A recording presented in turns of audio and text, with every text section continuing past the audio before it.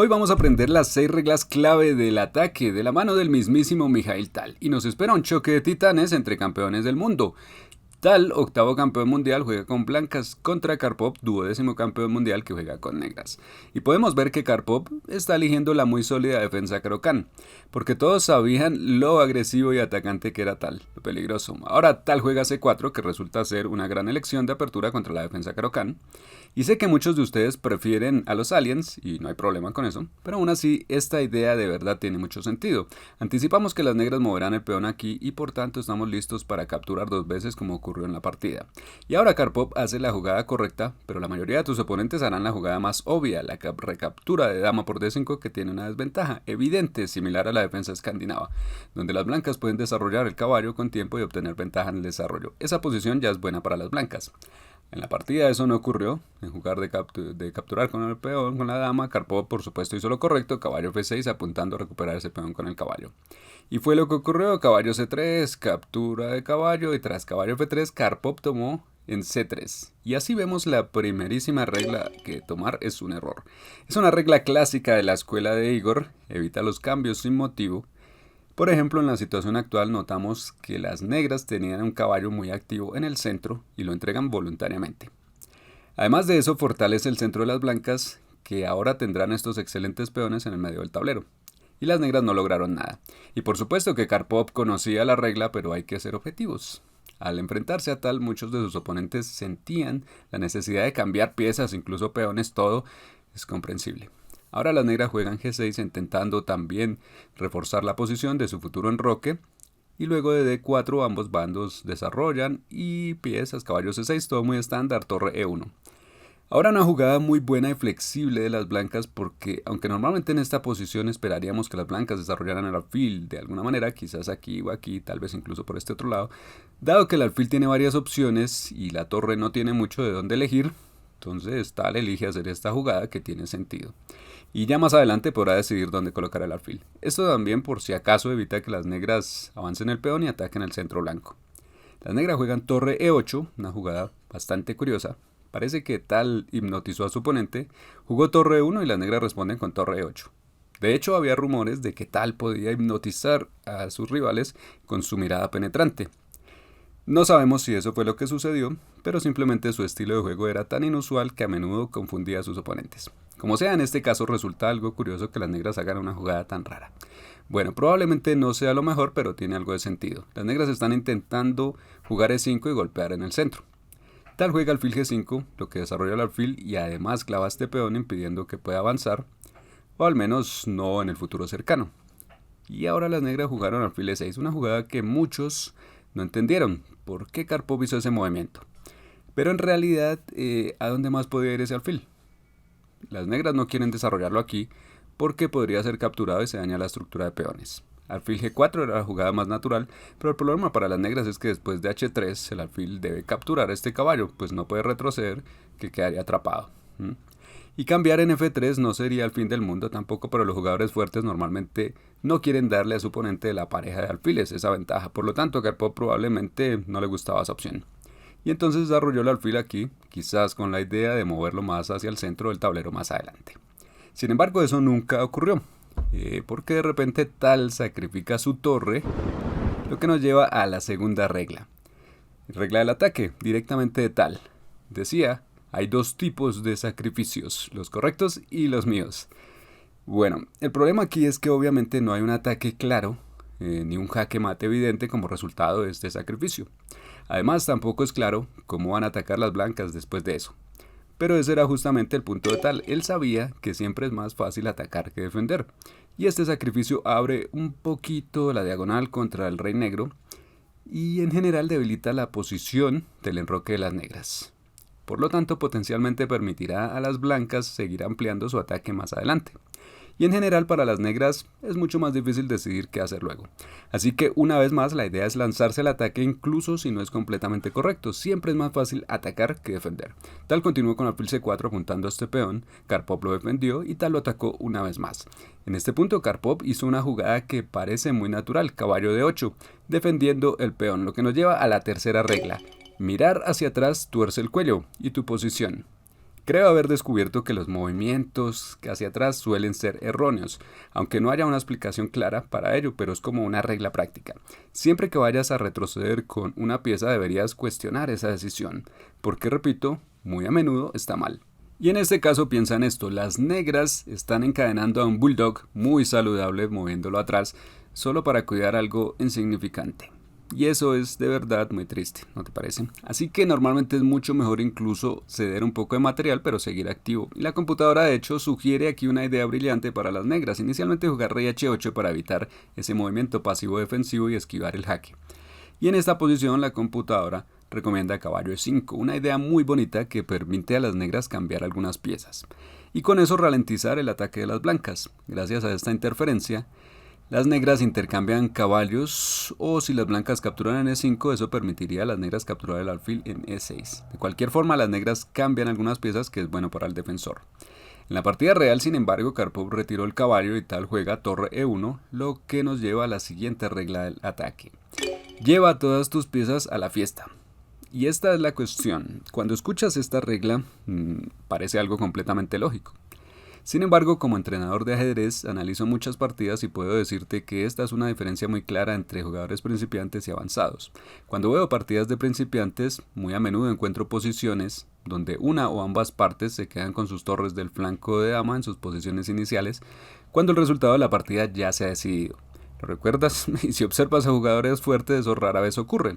Ellos siempre se aseguran de activar todas sus piezas. Aquí las blancas hacen eso y las negras también hacen lo mismo. Torre c8 activando la última pieza y ejerciendo algo de presión aquí. Ahora bien, ¿qué jugarían las blancas aquí? Claro, ciertamente, aunque las blancas tienen 3 atacantes contra el peón en e6, no es que quieran simplemente proceder a intercambiarlo todo. Eso sería un gravísimo error que tal no cometió. Si se intercambiara todo en e6, la partida transpondría a una posición aburrida de final donde las negras tienen ventaja material. Y además este peón cae, entonces es simplemente malo. Dicho esto, no es fácil para las blancas progresar y tal empieza a reagruparse. Mueve el caballo a d2, la negra juega en rey h8 para alejarse de esta peligrosa diagonal y luego tal mueve su caballo a e4 atacando a la dama. La dama se retira a la vez que contraataca el alfil, pero ahora cuando el alfil retrocede hay una gran ventaja en tener el caballo justo ahí. Protege al peón en c3, con lo cual las negras no pueden capturarlo. Así que tal también fue muy prudente en su ataque. Y Karpov juega peón e5, un movimiento que parecía tener mucho sentido. Las negras tienen peones doblados, débiles, y se ofrece intercambiar uno de ellos. Y muchos jugadores en este tipo de posiciones capturan mecánicamente en e5, pero ya sabemos que tomar es un error. Los cambios sin motivo solo suelen ayudar al oponente a activar su posición. Las blancas realmente tendrían dificultad aquí para encontrar ideas de ataque después de eso. En cambio tal siguió otra idea. Jugó con su peón a h4 y hay una frase muy buena de tal sobre esto. Él dijo, me gusta tomar la iniciativa y no dejar tranquilo a mi oponente. Claro que hoy en día tenemos las notificaciones del celular haciendo ese trabajo a la perfección. Bromas aparte, realmente me encanta la estrategia general tras esta idea. Porque cuando tu oponente juega algo como e5 atacándote, es muy natural que reaccionemos. Y empezamos a pensar, debería capturar aquí, debería defender esto, ¿qué voy a hacer con eso? Pero tal pensaba de forma diferente. Él dice, quiero dirigir la partida, quiero que la iniciativa sea mía, no quiero solo responder a lo que mi oponente hace aquí. Y esa es la idea tras este plan de peón h4 y h5. Las negras capturan d4 y tal aún así lo ignora y simplemente avanza con su propio plan. Una vez que estos peones se cambien, el rey se vuelve bastante vulnerable. Y aún así las negras capturan en h5 de todos modos. En este punto tal recapturó, lo cual es por supuesto un movimiento muy natural para las blancas y además era una partida de blitz, así que dama por h5 tiene mucho sentido. Y dicho esto, había una bonita combinación que tal pasó por alto aquí. Te daré la oportunidad de encontrar un movimiento que tal no pudo encontrar durante su partida. Así que puedes pensar en esto. Juegan las blancas y mientras piensas, por cierto, hay una historia interesante también donde tal compartió su propio secreto del éxito. Al año siguiente, en el 88, se celebró el primer campeonato mundial de Blitz oficial. Y tal ganó el torneo por delante de Karpov y Kasparov, a pesar de que tal tenía ya 51 años en ese momento. Más tarde, cuando le preguntaron cómo lo había logrado, respondió algo así como: no me tomé el torneo demasiado en serio, caminé por la sala de prensa, me fumé unos cigarrillos y sacrifiqué unas cuantas piezas. Así que ese es básicamente el secreto del éxito de tal. Bien, el movimiento era caballo f6, movimiento genial, definitivamente una idea inesperada. Las blancas están aprovechando la clavada, lo ves, la torre está atacada y si las negras capturan el caballo, entonces dama por e8 da un jaque mate rápido. Entonces en realidad no se puede tomar el caballo y si se captura con el alfil, recapturamos con nuestro alfil y es lo mismo. Por otro lado, las negras deben proteger a la torre y si la torre se mueve, las blancas siguen sacrificando ahora el mismo caballo. Caballo por h7 descubriendo totalmente al rey y ahora dama por h5 llega con jaque mate. Notemos que hay un alfil controlando la casilla g8, por lo tanto el rey no puede retroceder y entonces jaque mate. Volviendo a la partida real, Tal jugó un movimiento mucho más natural de dama por h5 atacando a la torre y una vez Karpov retiró la torre, Tal jugó alfil c2 apuntando al peón en h7. Ahora las blancas planean simplemente quitarse el caballo del camino, moverlo a f6, d6, sacrificarlo, retirarlo y luego dama por h7 mate. Situación crítica para las negras. Sin embargo, Karpov hizo una jugada defensiva muy fuerte, dama e5. Una gran idea con una doble clavada, tanto al caballo como al alfil. El alfil no puede moverse o la dama se perdería y de manera similar el caballo no puede moverse o esta torre en e1 se perdería. Dicho eso, Tal hizo lo que hoy en día llamaríamos una fatality. Caballo g3. Dice adelante, te estoy entregando esta torre y con jaque. Esto ataca al rey blanco y al principio parece simplemente un error. Sin embargo, después de rey h2 resulta que no hay una forma fácil para las negras de evitar este mate de dama por h7. En la partida, sin embargo, Karpov jugó h6. La computadora afirma que había una brillante defensa con alfil h6, pero por supuesto es muy difícil comprender por qué es una gran jugada, pues parece que las blancas pueden solo tomarlo, pero eso conduce a una variante absolutamente desconcertante. Alfil por h6 atacando a la torre y una vez la torre se mueve se puede sacrificar este alfil aquí mismo y ahora todo esto es una locura. Pero también la computadora afirma que después de torre c6 tenemos una posición igualada. Bueno, es muy difícil comprender qué está pasando aquí. La idea es que torre por h7 no funciona debido a este mate, pero ¿cómo es que torre c6 es una jugada tan fuerte? ¿Y cómo es que lleva a una posición igualada? Por supuesto va más allá de nuestra comprensión. En la partida Karpov movió el peón h6 y por supuesto las blancas lo capturan. Y esto es muy peligroso para las negras. No pueden capturar porque entonces dama por h6 va con jaque y luego dama h7 es mate. En su lugar Karpov intentó sacar al rey del peligro, pero entonces alfil por g7 el rey deja al rey completamente expuesto. Las negras aún no pueden capturar debido a jaque en g6 y seguido de mate rápido. Por lo tanto, en lugar de eso, Karpov va por este intento desesperado de contraataque torre por f2 poniendo algo de presión. También, y aunque está claro que el rey negro es extremadamente vulnerable, nunca es tarde para arruinar una buena partida. Lo sabemos muy bien por nuestra experiencia.